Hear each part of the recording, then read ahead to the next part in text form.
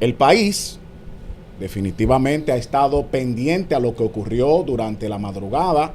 El segundo tribunal colegiado del Distrito Nacional finalmente falló en el caso Antipulpo, que fue prácticamente el proceso inaugural de todo lo que en el pasado gobierno, la primera gestión del presidente Luis Abinader, y todavía se mantiene, se proclamó como la lucha en contra de la corrupción. Una consigna que, más allá de una estrategia de campaña, obedeció a una manifestación de la población que pidió a gritos en la Plaza de la Bandera de que los corruptos, quienes se enriquecieron ilícitamente, quienes tocaron el erario, pues rindieran cuenta delante de la población. Yo decía la semana pasada que este fallo era la prueba de fuego del llamado Ministerio Público Independiente. Y amén de que varias personas fueron descargadas, que el Ministerio Público no logró destruir la presunción de inocencia, por ejemplo, de la hermana de Danilo Medina, Magalis, del ex ministro de Salud Pública, ni tampoco del contralor, ex contralor de la República también, hablamos de Hermosén. Pues hay una sentencia que toca muy de cerca a la figura del expresidente Danilo Medina, pues se trata de su hermano menor, como diría el magistrado José Alejandro Vargas en aquella histórica medida de coerción, la niña linda del ex mandatario. Y traigo a colación el nombre del magistrado porque precisamente a él le tocó la primera parte de esta operación Antipulpo. Y él, haciendo un ejercicio que algunos criticaron porque entienden que no es competencia de una sala de servicio de atención permanente, que eso era cuestión de la fase más allá de preliminar, sino de fondo, a nivel del proceso judicial, del caso como tal, que no debió despacharse con esas apreciaciones, pero es el magistrado José Alejandro Vargas, que incluso siendo ahora miembro del Tribunal Constitucional, se permite hacer comentarios de cosas por las que probablemente luego tendrá que inhibirse si alguien somete un recurso. Pues cito de ejemplo el caso del Código Penal y las penas, que él tiene una apreciación. Él es un juez que habla no solamente por sentencia, sino que es un libre pensador y lo comunica. En esta audiencia, él hizo una serie de declaraciones que desde el principio indicaron que él pudo ver por dónde andaba el asunto con el hermano del expresidente de la República. Y yo le voy a pedir al señor director que coloque el video número 1, donde el magistrado José Alejandro Vargas establece de que de alguna manera este señor, y ahora lo menciono porque hay una sentencia por lo menos preliminar, aclarando y edificando, ¿verdad?, como dice el hermano Giovanni Morillo, con cultura jurídica a nuestra audiencia, de que esto mañana puede ser apelado y, como el caso de Brecht, ser descargado el señor Alexis Medina, de que esto todavía no ha adquirido la cosa irrevocablemente juzgada, pero viéndolo con esta condena en primera instancia, pues se infiere que parte de lo que el señor José Alejandro Vargas dijo ahí tenía razón en cuanto a que Alexis Medina había traicionado la confianza del presidente de la República al comenzar a negociar con el Estado. Vamos a escuchar. El propio expresidente siempre fue cuidadoso, y yo soy testigo de eso. Siempre fue cuidadoso y mantuvo a Alexis a distancia. Lo mantuvo a distancia. Por eso le digo que no es un asunto que, aunque quieran asumirlo de manera política, no se trata de eso. Se trata de una falla familiar en que una persona, no sé si por inmadurez o por lo que sea, desconoció que su hermano ocupaba una posición y que eso lo obligaba a él a mantener una postura que no pudiera, diría yo, atollar al gobierno de su hermano. Pero Alexis no correspondió con las pretensiones del presidente, de su hermano. Y Alexis comenzó a hacer negocio.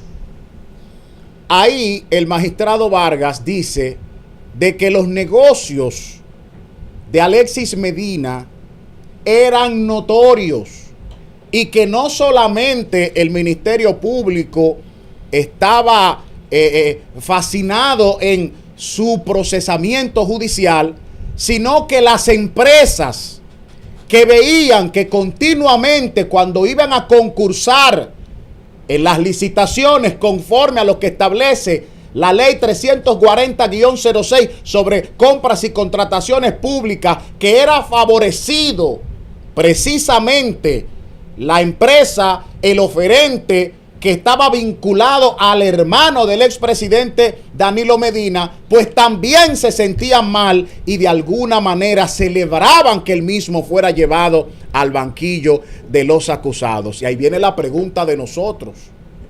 ¿Realmente el expresidente Danilo Medina desconocía los negocios que estaba haciendo su hermano dentro del Estado?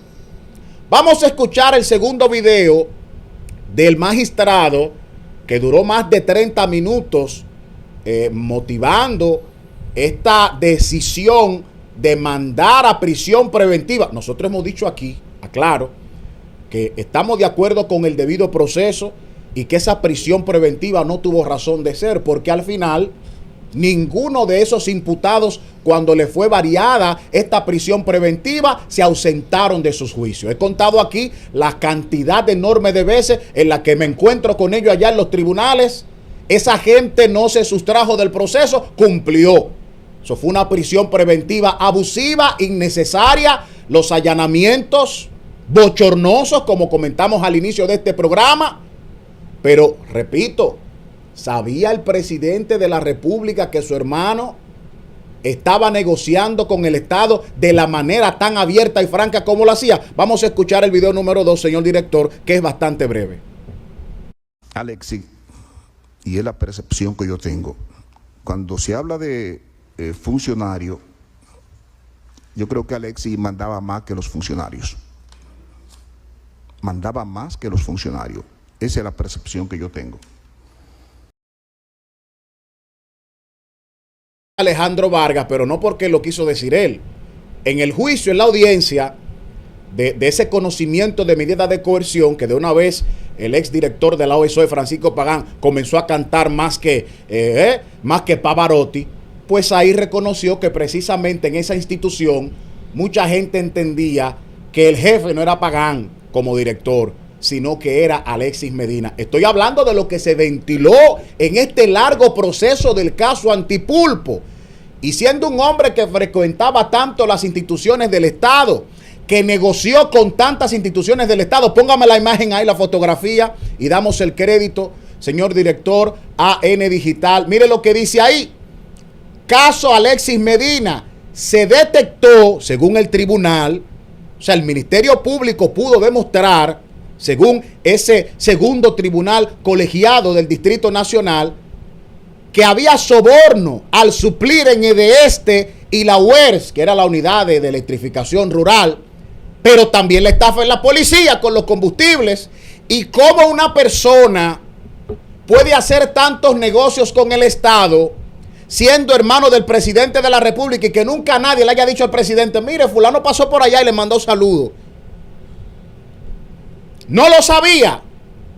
Decía la semana pasada y todavía ayer que el presidente Danilo Medina y su partido, el partido de Danilo, porque desde que se fue Leonel Fernández de ahí, ese es el PLD de Danilo Medina, tienen que afinar muy bien su discurso para ver cómo van a defender este asunto. Y por razón de tiempo no coloco los demás videos donde Danilo Medina ha criticado esta judicialización porque lo entiende que es una persecución política, lo ha interpretado como un acto de venganza en su contra, Y ustedes no se han preguntado por qué muchos altos dirigentes del Partido de la Liberación Dominicana que salieron a las calles cuando apresaron a Gonzalo en el caso Calamar, junto a Donald Guerrero y a José Ramón Peralta, ¿por qué no salieron a hablar en favor del hermano del presidente de la República?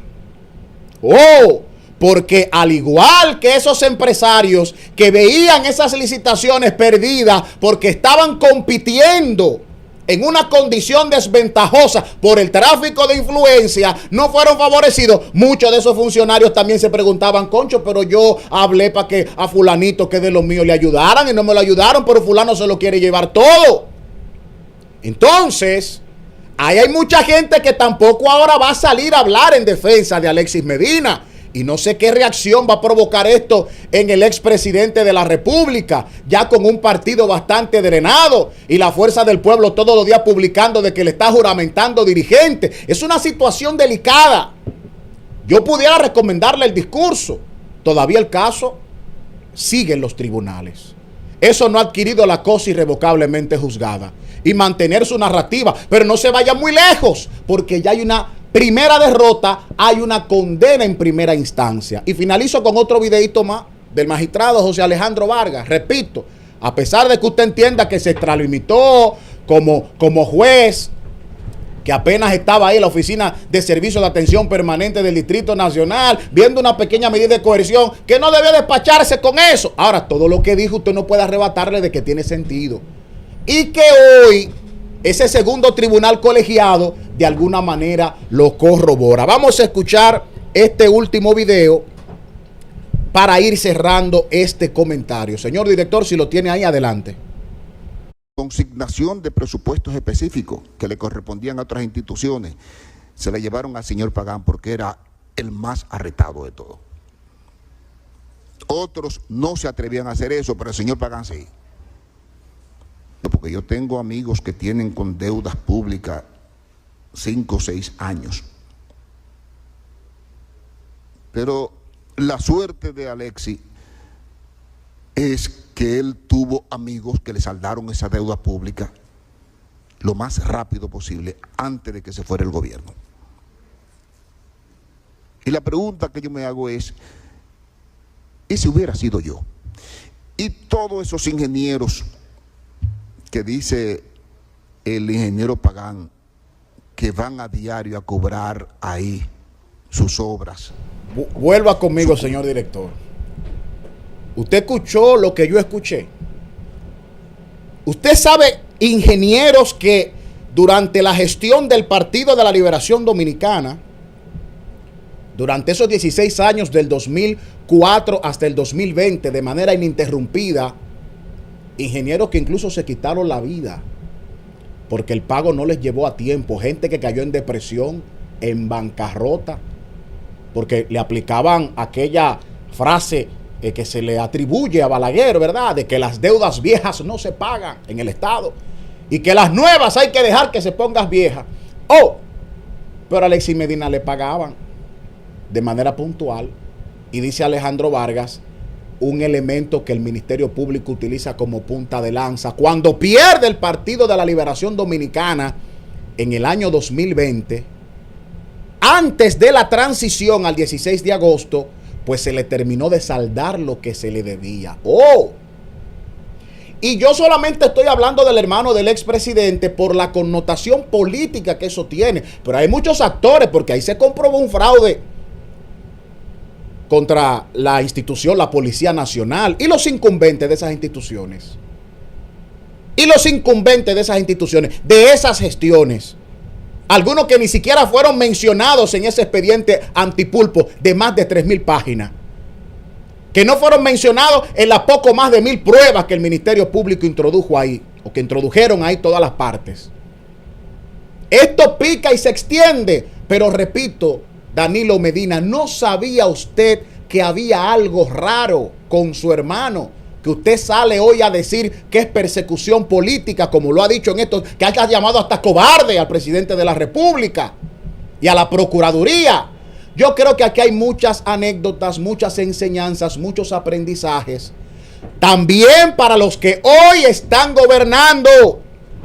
Voy a tomar una palabra usada por Jesús en la Biblia para concluir mi comentario, haciendo una extrapolación, ¿verdad? Tomándola prestada, no haciendo justicia al contexto bíblico, de que los enemigos del hombre serán los de su casa. Muchas veces el peor enemigo de un funcionario público es precisamente el familiar, que no entiende que ese dinero es del Estado, que no entiende que ese dinero no es de él, que no entiende cuando no lo pueden beneficiar, que muchos no piden nombramiento, lo que piden es botella, que muchos no quieren un contrato pequeño quieren constituir una empresa con 100,000 pesos y que al mes de estar constituida le den un contrato de 1,000 y pico, como se detectaron aquí irregularidades en el contexto pandémico antes de que saliera el gobierno pasado.